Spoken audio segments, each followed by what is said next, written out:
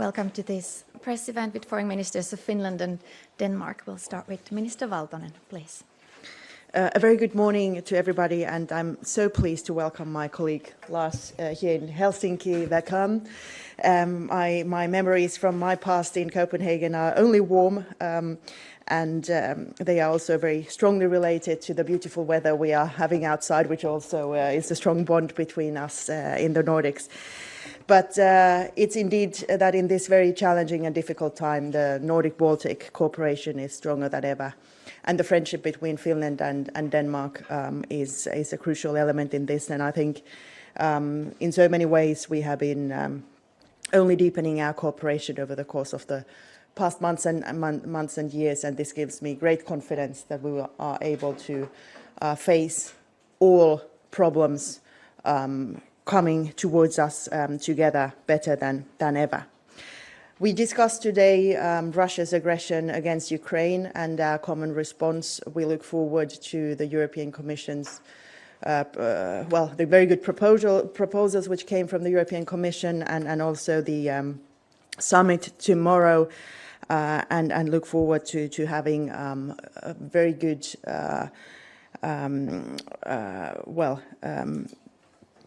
solutions to this issue. And the main issue is, of course, that we are able to come up with a strong package, not just towards ramping up our defense and deterrence in Europe, but also to the aid of Ukraine in this challenging time. Of course, the most pressing issue is now the upcoming peace negotiations. And there are two things I want to leave you with. The Finnish position is very clear. First of all, no aggression should be rewarded.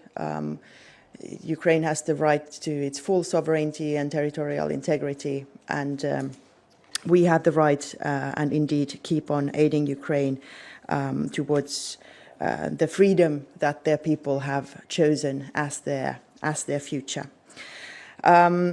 In this endeavour, and also what comes to a possible ceasefire, Ukraine will need credible security guarantees and security arrangements, and we are open to, of course, also in this matter, step in. Russia will continue to pose a long-term threat to Europe, and we in the Nordics and Baltics have been intensifying our cooperation also in the hybrid space in order to better respond to these hostile threats. And I must commend Denmark's insurance inspections as an example for minimizing risks, as all the vessels through the Baltic Sea go through the Danish straits, and especially in countering the shadow fleet of Russia, which are used for both undermining the sanctions that we have put up strongly together against Russia, but also who do pose a threat to both the environment and the critical infrastructure. We have really shown our force in this regard, and our cooperation will continue. So thank you so much for being here, Lars, and I look forward to even deeper cooperation in the future.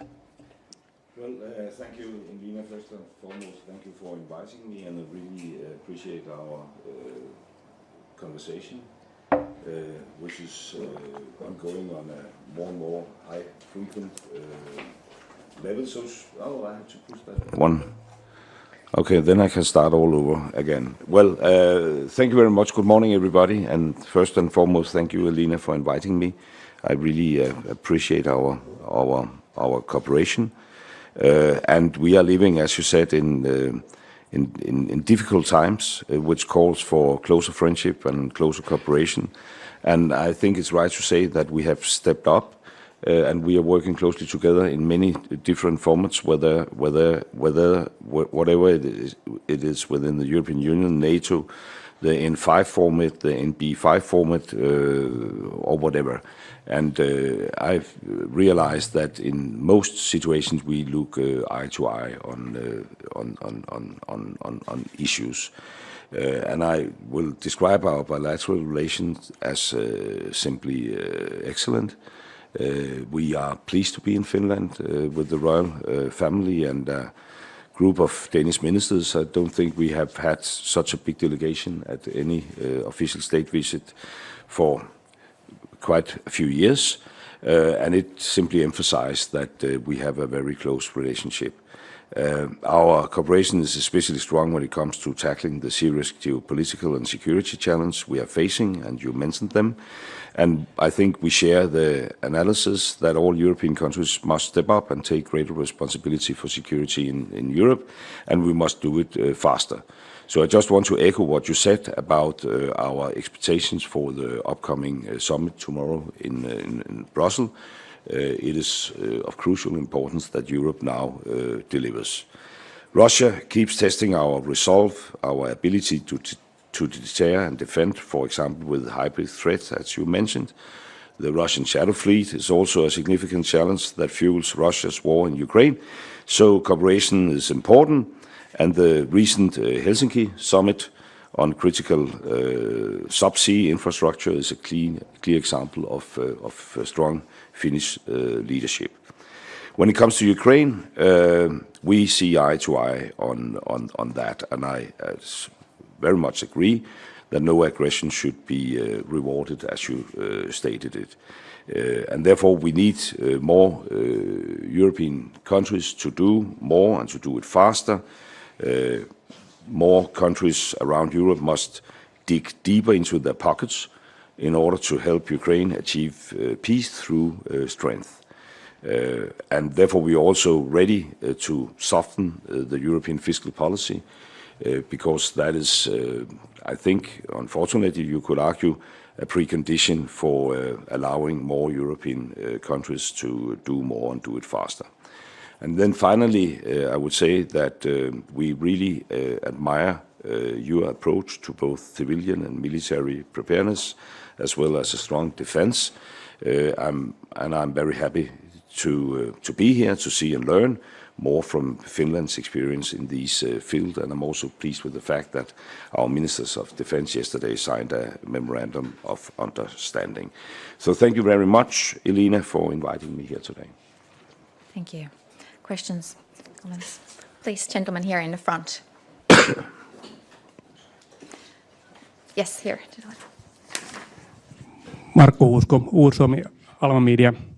I'd like to ask about the coming peace negotiations. What do you think about President Trump's intentions? Do you trust those intentions? Is he on Europe's side against the aggressor, Russia? Thank you.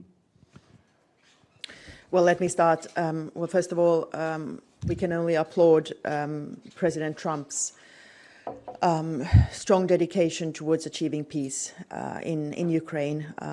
My experience also from my visits to Kiev is that nobody wants peace more than Ukraine. But at the same time, we understand in Europe, and especially I would say us Nordics and Baltics, probably best outside of Ukraine, what a proper peace looks like. And surely peace isn't the same as capitulation or surrender. So there needs to be, as said, a strong focus on the UN Charter and the fundamental rights of sovereign countries to not only exist, but also to their territory and, of course, to the freedom of their people. So this is very much the Finnish message that we are also conveying to our friends in America. Well, it will be down the same lines. I think everybody wants peace, and no one wants it more than Ukraine. And the reality is that if Russia stopped fighting, then the war could end. If Ukraine stops fighting, then there will be no Ukraine. So it's very clear to see the difference between the aggressor and the one who has been attacked. And we support a long-lasting, just and fair peace. I think we should explore the possibility, as proposed by this new European leadership, which consists of Macron and Starmer, the idea of a short truce, also to push Putin, because What's happening right now is that we are discussing among ourselves, and we do it in a very transparent way. And in the meanwhile, we have Putin in total silence within Kremlin. The American perspective is that he is ready to negotiate. I don't think we have exactly the same impression. We have to test that. So I think the idea of making a kind of step-by-step solution is an excellent one, which we want to support. We want peace, but not just in the meaning absence of fighting for a short while, which will enable Putin to re-ramp and remilitarize Russia and attack again. So, I mean, it's pretty complicated, but we need security guarantees, and this is something which is discussed these days. And in principle, we are ready to participate, of course. We have time for one more short question. Please, here in the front to the right. Please wait for the mic, please. Thanks. Yes, thank you. Elina Valtonen for Helsingin Sanomat. This goes to both of the ministers. President Trump said in his speech to the Congress that he thinks US will get Greenland one way or the other. What is your message to Mr. Trump, and have you had any recent contacts on this theme with the US government? Thank you. Well, first of all, I would like to draw the attention to the fact that he said we respect the Greenlandics' right to self-determination, and that, I think, was the most important part of that speech. And I am very optimistic about what will be a Greenlandic decision about this. They want to loosen their ties to Denmark. We are working on that to have a more equal relationship. But I have no idea that they want to do that in order to become, you know, an integrated part of America. So emphasizing what he did, the right to self-determination, I think was the most important part of the speech. Having said that, in substance, we realize that we have common interests. Greenland, Denmark, US, when it comes to the security in the high north and in the Arctic. And we are ready to work with our American friends on achieving that.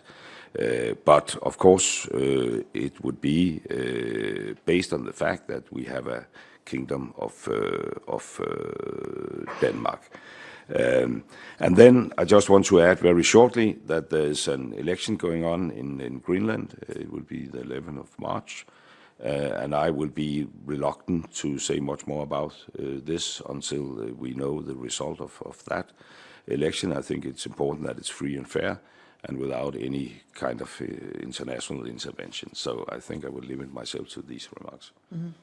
And I will limit myself to saying that, of course, Denmark has Finland's full support. And on issues regarding Greenland and Denmark, can nobody decide other than Greenland and Denmark themselves. Thank you very much, ministers. Thank you. Thank you. Thank you so much.